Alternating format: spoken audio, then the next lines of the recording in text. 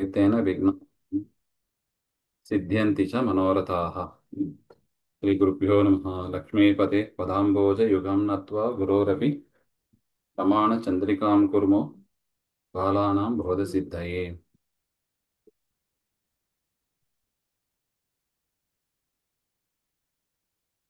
श्रीगुरुभ्यो नमः।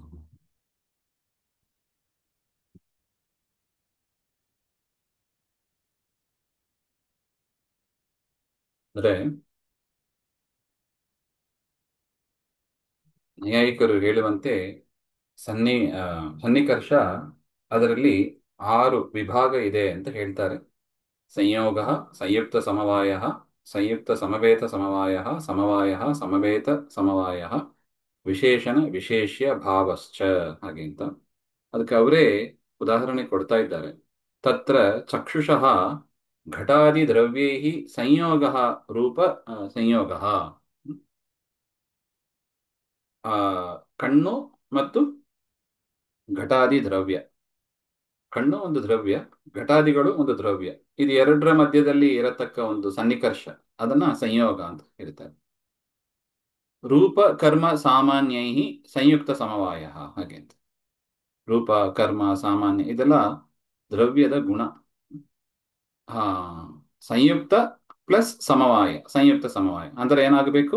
ದ್ರವ್ಯ ದ್ರವ್ಯಕ್ಕೂ ಸಂಬಂಧ, ದ್ರವ್ಯ ಗುಣಕ್ಕೂ ಸಂಬಂಧ ಅಂತ ಆದರೆ ಸಂಯುಕ್ತ ಸಮವಾಯ.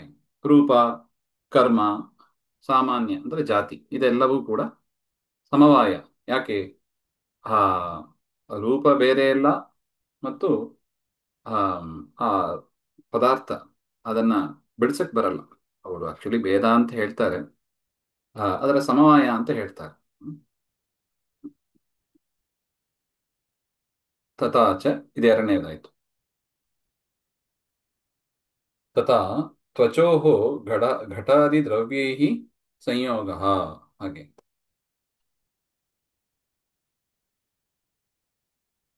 ಅದೇ ರೀತಿಯಾಗಿ ತ್ವಕ್ ಮತ್ತು ಆ, ಘಟಾದಿ ದ್ರವ್ಯಗಳಿಗೆ ಇರುವ ಒಂದು ಸಂಯೋಗ, ಅಲ್ಲೂ ಕೂಡ ಸಂಯುಕ್ತ ಸಮವಾಯನೇ ಆಯ್ತು ಅಂತ.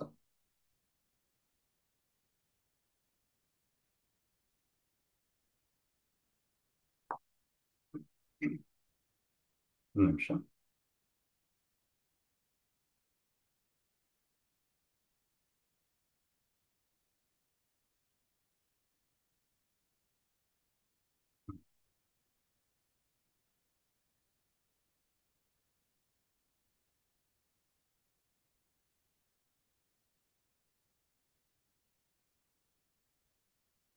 ಇನ್ನೊಂದು ಸಂಯುಕ್ತ ಸಮವಾಯಕ್ಕೆ ಉದಾಹರಣೆ ಆ, ಮನಸ್ಸು ಮತ್ತು ಆತ್ಮ,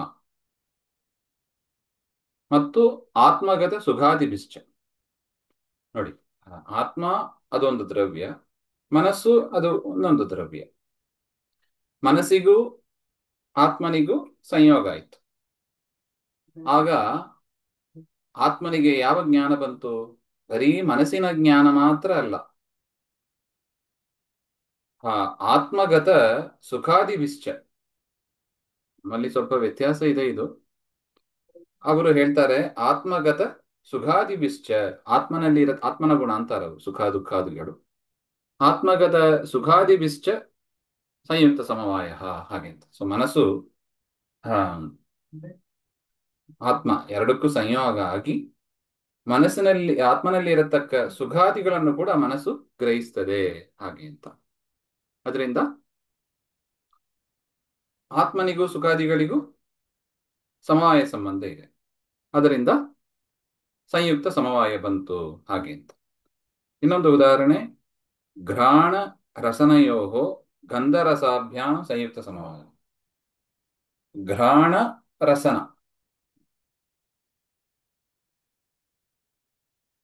ಆ ಘ್ರಾಣ ಅಂದ್ರೆ ಮೂಗು, ಮತ್ತು ರಸನೇಂದ್ರಿಯ ನಾಲಿಗೆಯಲ್ಲಿ ಇರತಕ್ಕದ್ದು, ಅವುಗಳಿಗೆ ಗಂಧ ರಸಾಭ್ಯಾಂ, ಗಂಧ ಮತ್ತು ರಸ ಇದೆರಡರ ಸಂಯುಕ್ತ ಸಮವಾಯ ಬಂತು, ಹಾಗೆ ಅಂತ.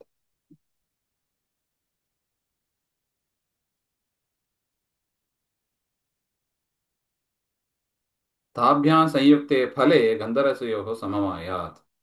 ಹಣ್ಣು ಮತ್ತು ಈಗ ಮಾವಿನ ಹಣ್ಣು ಬಂತು ಅಂತ ಇಟ್ಕೊಳ್ಳಿ. ಮಾವಿನ ಹಣ್ಣಿನ ಗಂಧವು, ಮಾವಿನ ಹಣ್ಣು ಜ್ಞಾನವೂ ಬಂತು, ಮಾವಿನ ಹಣ್ಣಿನ ಜೊತೆ ಆ ಅದರ ರುಚಿಯು ನಮಗೆ ಗೊತ್ತಾಯಿತು ಹಾಗೆ ಅಂತ. ಗಂಧವೂ ಬಂತು, ರುಚಿಯೂ ಬಂತು ಹಾಗೆ ಅಂತ. ಗಂಧರಸಯೋಹೋ ಸಮವಾಯ. ಹಣ್ಣಿನಲ್ಲಿ ಗಂಧ ರಸ ಇದೆ, ಆದರೆ ಅದು ಬಿಡಿಸಕ್ ಬರಲ್ಲ ನೋಡಿ, ಅದರಿಂದ ಸಮವಾಯ ಸಂಬಂಧ. ಗಂಧರಸವನ್ನು ಬಿಡಿಸಕ್ ಬರಲ್ಲ, ಅದರಿಂದ ಸಮವಾಯದಲ್ಲಿ ಇದೆ ಹಾಗೆ ಅಂತ. ಸಮವಾಯ ಸಂಬಂಧದಿಂದ ಇರೋದ್ರಿಂದ ಸಂಯುಕ್ತ ಸಮವಾಯ.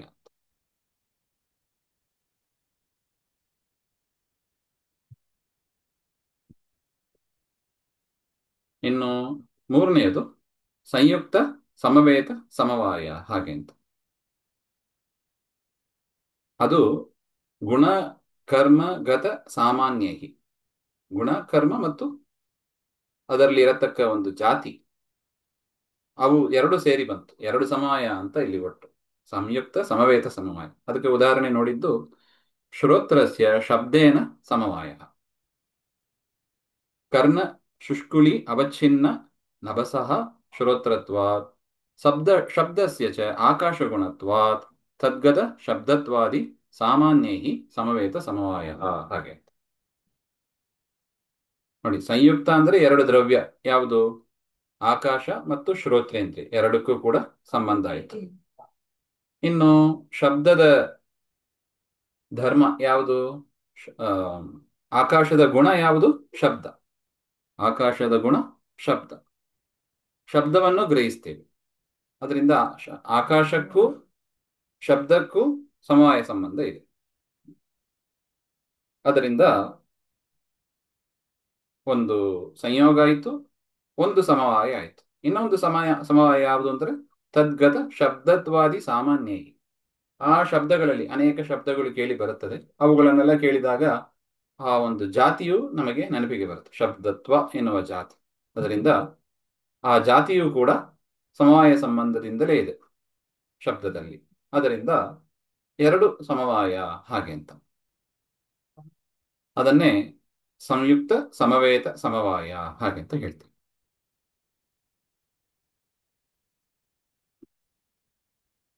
ತಥಾ ಚಕ್ಷುಷಃ ಘಟಾಭಾವೇ ವಿಶೇಷಣ ವಿಶೇಷ್ಯ ಭಾವ ಸನ್ನಿಕರ್ಷ ಹಾಗೆ ಅಂತ. ಇನ್ನು ಸಮವಾಯ ಸಮವೇತ ಸಮವಾಯ, ಅದು ನಾವು ಉದಾಹರಣೆ ನೋಡಿದ್ದೀವಿ. ಅದು ಶಬ್ದ ಮತ್ತು ಆಕಾಶ ಇವುಗಳಿಗೆ ಅದನ್ನು ಸೆಪರೇಟ್ ಆಗಿ ಹೇಳಿದಾಗ ಶಬ್ದ ಆಕಾಶ ಇವುಗಳಿಗೆ ಸಮವಾಯ ಸಂಬಂಧ ಅಂತ. ಇನ್ನು ಸಮವೇತ ಸಮವಾಯ ಅಂದ್ರೆ ಶಬ್ದ ಮತ್ತು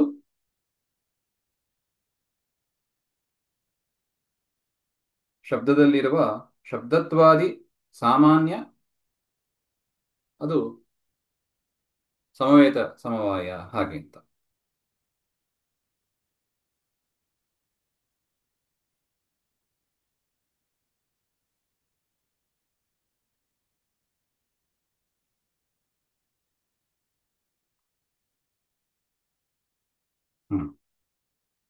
ಸಂಯುಕ್ತ ಸಮವೇತ ಸಮವಾಯ ಅಂದ್ರೆ ಸಿಹಿ, ಸಿಹಿಯಲ್ಲಿರುವ ಸಾಮಾನ್ಯ ಸಿಹಿತ್ವ ಅಂದ್ರೆ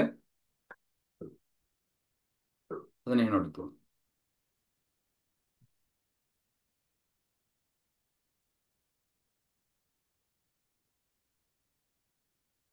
ಸಂಯುಕ್ತೆ ಫಲೇ ಗಂಧರಸಯೋ ಅಂದ್ರೆ ಫಲದಲ್ಲಿ ಇರತಕ್ಕ ಸಿಹಿ, ಅದರ ಜ್ಞಾನವೂ ಬರುತ್ತದೆ, ಅದರ ಜೊತೆಗೆ ಸಿಹಿತ್ವ ಎನ್ನುವ ಜ್ಞಾನವೂ ಬರುತ್ತದೆ. ಈ ರೀತಿಯಾಗಿ ಸಂಯುಕ್ತ ಸಮವೇತ ಸಮವಾಯ ಎಂಬ ಅದಕ್ಕೆ ಅದು ಉದಾಹರಣೆ.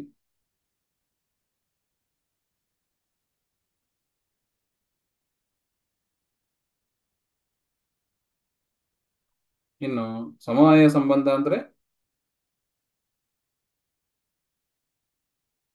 ಶ್ರೋತ್ರಸ್ಯ ಶಬ್ದೇನ ಸಮವಾಯ ಹಾಗೆ ಅಂತ. ಕರ್ಣ ಶುಷ್ಕುಲಿ ಅವಚ್ಛಿನ್ನ ನಭಸಃ ಶ್ರೋತ್ರತ್ವಾತ್. ಶ್ರೋತ್ರ ಅಂದ್ರೆ ಏನು? ಅಲ್ಲಿ ಒಂದು ಆಕಾಶನೇ ಇದೆ, ಅದರಿಂದ ಕೂಡಿದ್ದದು ಶ್ರೋತ್ರ ಅಂದ್ರೆ ಅವರ ಪ್ರಕಾರ. ಮತ್ತು ಶಬ್ದ ಅದು ಆಕಾಶದ ಗುಣ. ಹ್ಮ್. ಅದರಿಂದ ಅದೆರಡಕ್ಕೂ ಕೂಡ ಸಮವಾಯ ಸಂಬಂಧ ಹಾಗೆ ಅಂತ. ತದ್ಗತ ಶಬ್ದತ್ವಾದಿ ಸಾಮಾನ್ಯೈ ಸಮವೇತ ಸಮವಾಯ ಹಾಗೆ. ಆ ಸಮವೇತ ಸಮವಾಯ ಅಂದ್ರೆ ಎರಡು ಆಕಾಶದ ಜ್ಞಾನ ಬಂತು, ಒಟ್ಟಿಗೆ ಸನ್ನಿಕರ್ಷ ಆಯಿತು. ಅದರ ಜೊತೆಗೆ ಶಬ್ದದಲ್ಲಿರುವ ಜಾತಿ, ಸಾಮಾನ್ಯ ಜಾತಿ, ಶಬ್ದತ್ವ ಎನ್ನುವ ಸಾಮಾನ್ಯದ ಜ್ಞಾನವು ಬಂತು. ಅದರಿಂದ ಸಮವೇತ ಸಮವಾಯ ಹಾಗೆ ಅಂತ. ಇದು ಐದನೆಯದು. ಇನ್ನು ಆರನೆಯದು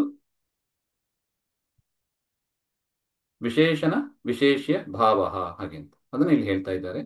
ತಥಾ ಚಕ್ಷುಷಃ ಘಟಾಭಾವ ಘಟಾಭಾವೇನ ಅಂತ ಇರಬೇಕು, ಅದನ್ನ ಬಿಟ್ಟೋಗಿದೆ. ಘಟಾಭಾವೇನ ವಿಶೇಷಣ ವಿಶೇಷ್ಯ ಭಾವ ಸನ್ನಿಕರ್ಷಃ.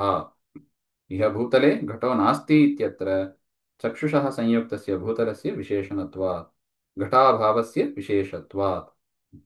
ಯಾವುದು ಭಾವ ಅಂದ್ರೆ ಇರೋದು ಅಂತ ಅರ್ಥ.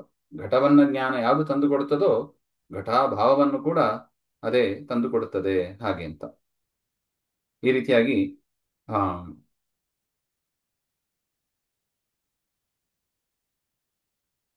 ಚಕ್ಷುಷಃ ಸಂಯುಕ್ತಸ್ಯ ಭೂತಲಸ್ಯ, ಕಣ್ಣಿಗೆ ಸಂಬಂಧವುಳ್ಳ ಆ ಭೂತಲಕ್ಕೆ ವಿಶೇಷಣವಾಗಿ ಎಂಥ ಭೂತಲ? ಘಟಾಭಾವ, ಅದು ವಿಶೇಷ್ಯ ಆಗಿದೆ. ಭೂತಲ ವಿಶೇಷಣ.